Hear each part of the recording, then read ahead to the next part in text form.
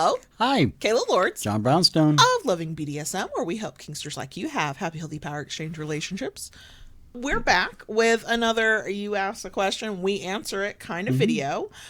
This one is from somebody who's trying to negotiate kink, but the people they're negotiating with just want, quote, a taste of it. And they have questions. Okay, here's the question. Hey, longtime listener, enjoying most of your long ones and shorts. I learned kink and BDSM after my divorce from the ground up, meaning talking about boundaries and limits, yes-no lists, and whatnot. Lately, I've come into contact with some people who are newer and haven't experienced much. A lot of the stuff they want is, let me have a taste to see if I like it. How would you advise going into a negotiation like that and better using the tools that I've picked up from you and others over the past 2 years? Okay, I think right off the bat, the part I would want to address first, how would you begin negotiating something like that? And I think the first thing I would say is carefully. Oh yeah, All right? Very carefully. Very, very carefully. In a case like this, especially with somebody that much newer that just wants a taste, and technically there's nothing wrong with that, because everything we experience in kink, we come into it like a unwritten piece of paper. Okay, before you really know what you like and what you don't like, you need to experience things. And that there's a lot of reason why people say, try something once, try it twice to see if you really like it. So it really is about getting a taste and seeing what you like. That being said, the negotiation process is very important in something like this. Absolutely, positively sit down and use a checklist with something like that.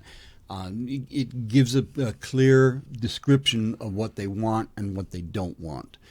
The other thing I would say in a case like this, especially with someone wanting just a taste, understand your expectations and get them to state their expectations of what's to come of this. And I think that's very, very important because especially with somebody so new, not to say give them what they want to make it sound like, you're a kink dispenser. Right. But it allows you to tailor the experience, maybe a little more to what they're looking for. But at the same time, your expectations are just as important, because at the end of the scene, everybody should walk away basically happy, with what they've done or had done to them. Absolutely. I agree with everything. I think the overall point, based on what you've said, and it's the thing that I immediately thought, is approach these negotiations as if they are, because they are, just as serious as any other negotiation. There's kind of this idea of, I just want to taste, or I'm just trying it out, or I'm just experimenting, it's almost like, oh, well, it's not that big of a deal. It is just as big of a deal, because their experience with the experiment will potentially determine whether they continue forward and are interested in exploring kink. And it also will affect their mindset of kink going forward. Absolutely. The other thing, though, I would say is that do not feel like you have to be obligated to let them experiment on you. Some people don't mind that. They're happy to introduce people to things and try new things with people, knowing that they don't even necessarily know what they want until they try it a little bit. You are not obligated to be that way and to do that for people. For some people, it does feel like being a kink dispenser and a kink vending machine, and they're going to, quote, taste this, out, try this out, experiment briefly, and then wander off into the ether. Like that, it's okay if you don't want to be that person for somebody else. And that's true, too. There are some kinksters out there.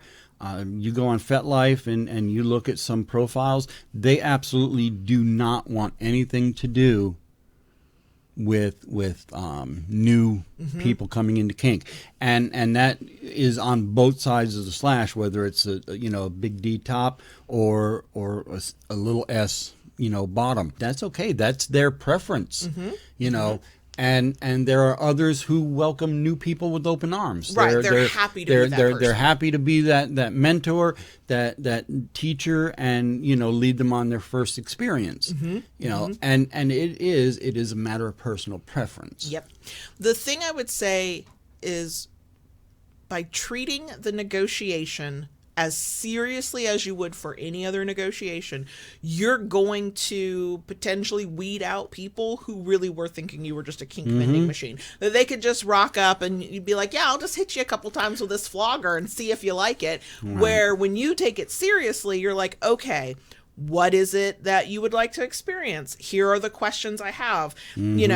What questions do you have for me? Here's, this is what a safe word will be. This is how we'll handle this. Here's the safety things and the risk mitigation we need to discuss. And to me, that will weed out the people who are just dabbling in such a way that they are unserious enough that they could get hurt or could cause hurt to somebody else. And then I think, if they don't take the negotiation seriously, even if it is just for, quote, a taste of kink, then that likely tells you that's not somebody you should play with anyway, that was never going to end well, whether that's physically or emotionally.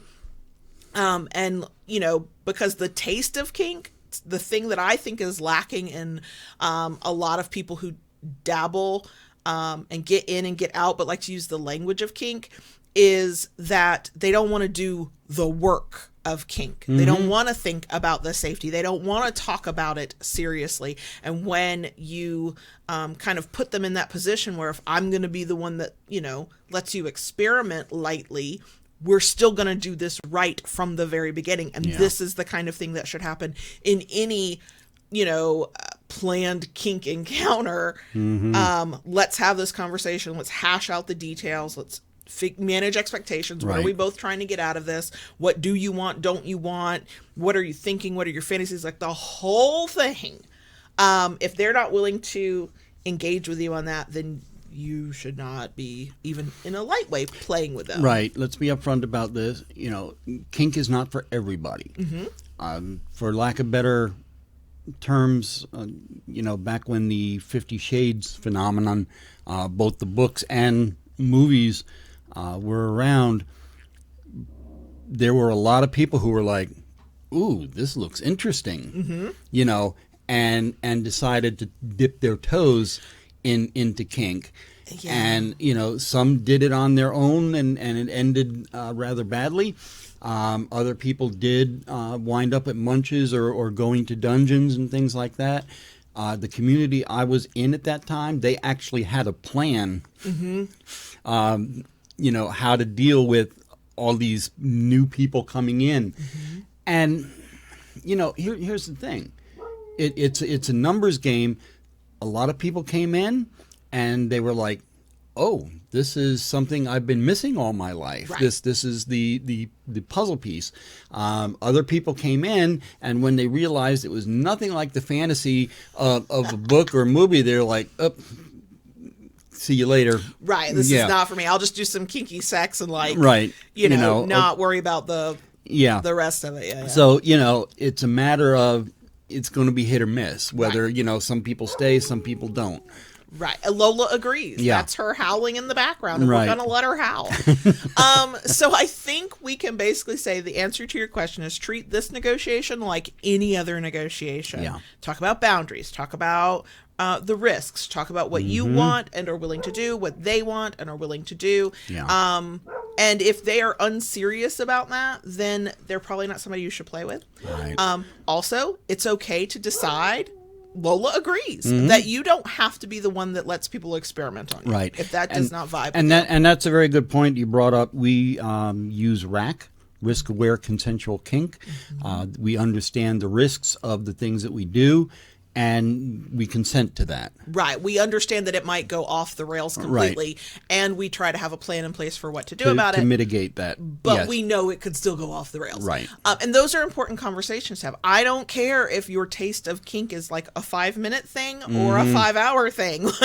If you treat it with the gravity and the respect it deserves, because it can be a serious thing where people can absolutely get hurt, you will either weed out the people who don't want to have to do all that. Right. And or impress upon this person who's clearly new that this is a thing they should take seriously. Yeah. You can still have fun in the scene. You can still have fun with the moment.